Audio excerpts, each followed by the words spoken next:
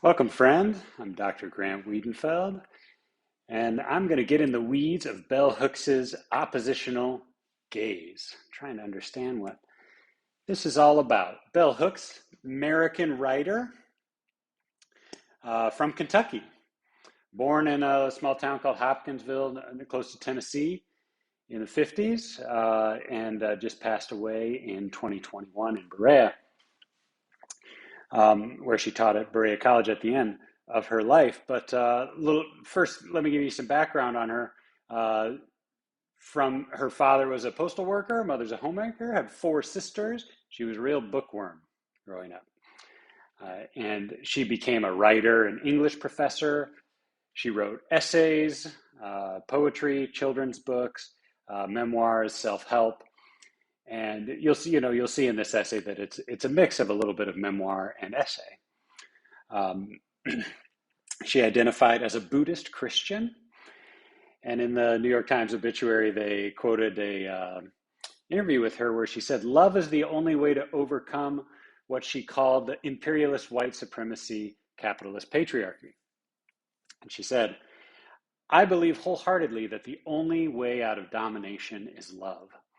And the only way into really being able to connect with others and to know how to be is to be participating in every aspect of your life as a sacrament of love."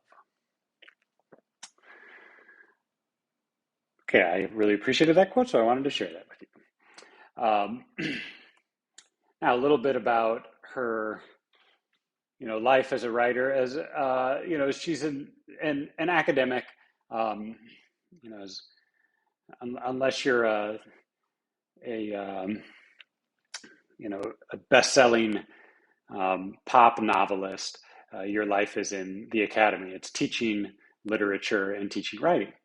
And so she went to college at Stanford and then did a master's degree at University of Wisconsin in Madison, and then back to the West Coast to University of California at Santa Cruz to do a PhD. And then she her book from her thesis came out, and was very successful, and she successful enough to eventually get her teaching posts at places like the City College of New York, Yale University, and Oberlin, before going to Berea College back to Kentucky. And her birth name was Gloria Jean Watkins. Bell Hooks, which she insisted on writing all in lowercase, is a pen name. It was her grandmother's name, and when they asked about it, she said that she wanted to emphasize the substance of the books, not who I am, which really fits with her, the sense of being conscious of the voice in the book being perhaps different from the person, or maybe that the identity itself is not something you can fix down in a name.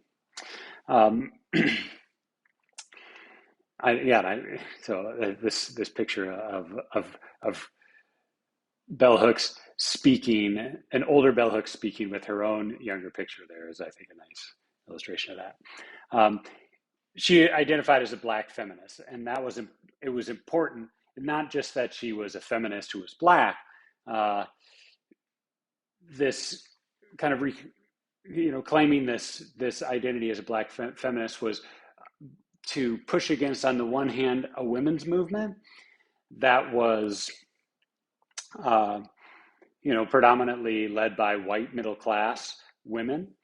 And she kind of challenges the idea that, we can just have one idea of woman, the womanhood that everyone fits into. The problem is that that's going to ignore other differences and inequalities within that group.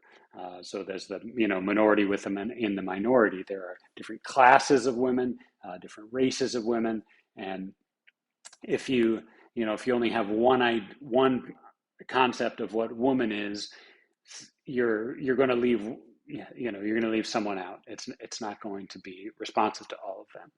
And then on the other hand, Black feminism also is pushing back against what she sees as, kind of machismo or sexism in Black men. And this is just, I don't know that she specifically criticized Dr. King, but I got a picture of civil rights leaders, and they were all men, just as an illustration of that. This was, and on the color one on the left is from the 1970s March for Equality. Now, this text on the oppositional gaze, you'll see that part of the background is this idea of the male gaze that is, mostly associated with Laura Mulvey's text from 1975 about how patriarchy is structuring film and television, and the kind of pleasures that people take from it, and how story and the whole storytelling is structured around, the male spectator.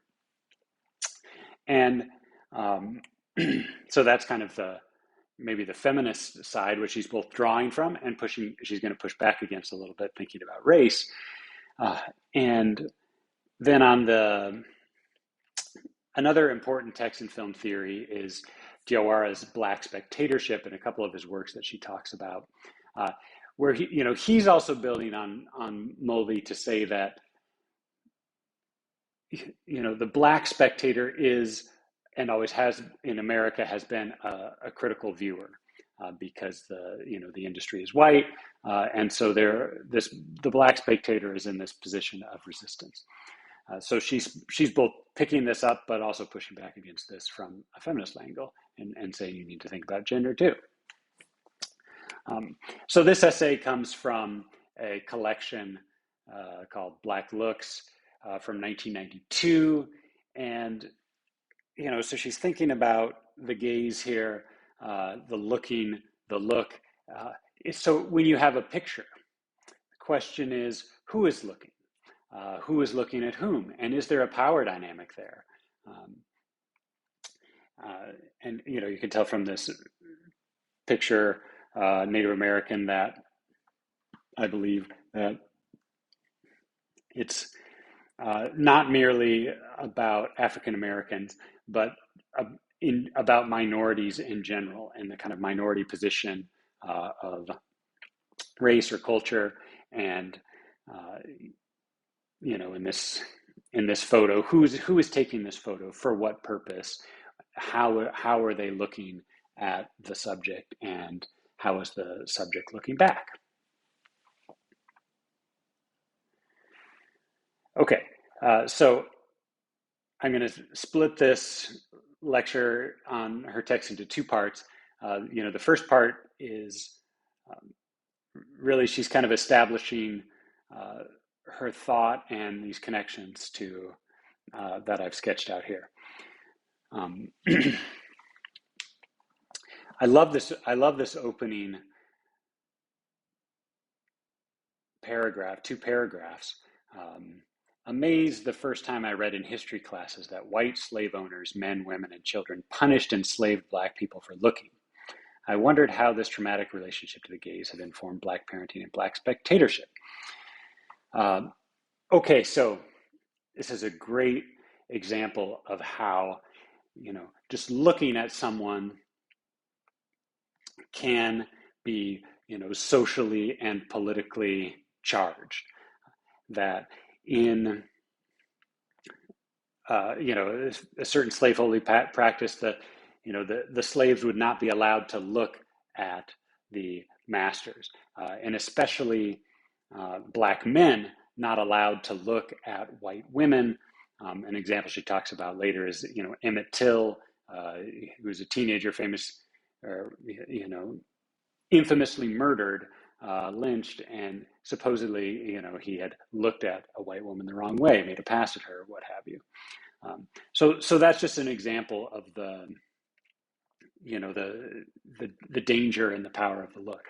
I don't think it's limited to just slavery in America, but I mean, there were similar codes with royalty in in Europe that you were not supposed to look directly at the king. I think like Louis XIV and absolute monarchy. Um, you, because of your rank, the king had power over you, so he could look directly at you, but you're not supposed to look at him. The only exceptions would be like the fools and children, who were kind of outside of this ranking system somehow. And you'll see this in like a painting, Las Meninas, the gaze of the child, I believe. So there's a power dynamic to looking that can match these different classes in society. Okay. Now, what is the oppositional gaze about? I knew that the slaves had looked, that all attempts to repress our/black people's right to gaze had produced in us an overwhelming longing to look.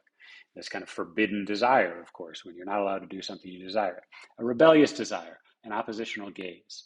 By courageously looking, we defiantly declared, not only will I stare, I will look to change reality. Even in the worst circumstances of domination, the ability to manipulate one's gaze in the face of structures of domination that would contain it opens up the possibility of agency. Okay, so this is about changing reality. It's about, how is the look, how is the look part of oppression? And then how can you have an oppositional gaze that is counteracting that oppression and creating agency or freedom to act on your own. So here we're in the situation is a given that we're in a situation of domination, especially colonial one. And there's also a way that she writes here. This is the voice of a poet, a poet who speaks for the people. And she even puts in the quotes here. By courageously looking, we defiantly declared, quote, not only will I stare. So here she's taking up, she's creating the voice of a people.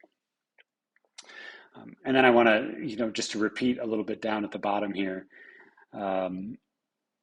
spaces of agency exist for Black people where we can interrogate the gaze of the other, but also look back and at one another, naming what we see. The gaze has been and is a site of resistance for colonized Black people globally. Subordinates in relations of power learn experientially that there is a critical gaze, one that looks to document, one that is oppositional. Okay, so, and then she says awareness down there. So, the oppositional gaze is not necessarily just about looking back in a threatening way and moving towards violence, but this critical, trying to understand and being aware of these social systems and the power dynamics. So she's going to she mentions Foucault, of course, where a lot of this is coming from, and Fanon. Now I want to jump ahead to her talking about television and movies. And so when most Black people in the United States first had the opportunity to look at film and television, they did so fully aware that mass media was a system of knowledge and power reproducing and maintaining white supremacy. To stare at the television or mainstream movies to engage its images was to engage its negation of Black representation. So everybody knows that the film and television and mass media industries were dominated by whites in the U.S. And she's just taking it as a given that it's representing white interests and white supremacy, and there's a structure to that I'll we're going to get into later, but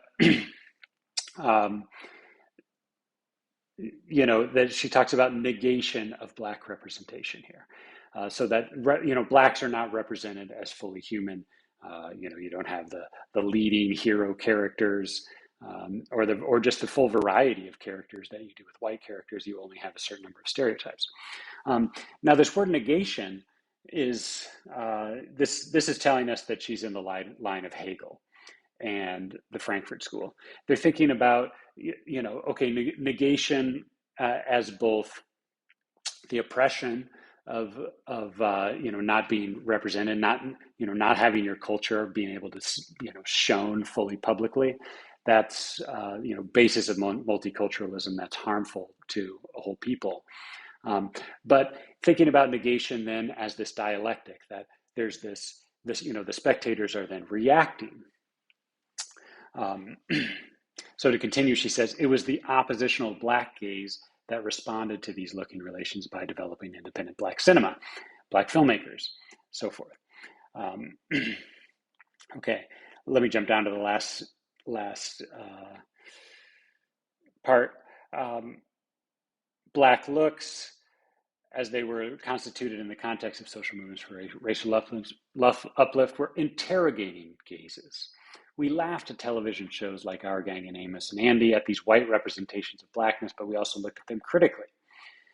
Before racial integrations of black viewers of movies and televisions experienced visual pleasure in a context where looking was also about contestation and confrontation. So this is an interesting way of thinking about the pleasure of looking. It's not just about being entertained passively, that there's also a certain pleasure in questioning and interrogating the image that's on there. So, which is kind of wild. So if we're watching, she talks about Amos and Andy, which started out as a radio show. This is in the Minstrel tradition, which I'll talk about in a second, of these are white actors, white writers, pretending to be black people, and all these stereotypes of playing these dumb characters, these dumb black characters. So how do you enjoy that as a black viewer? You're watching these negative stereotypes. There's a weird, maybe it's not weird, but it's a more complicated kind of visual pleasure in being that pleasure of critical awareness of those stereotypes and how that's being constructed in front of you, and then maybe also the pleasure of just the comedy at the same time, and the pain that's going to be mixed with that. So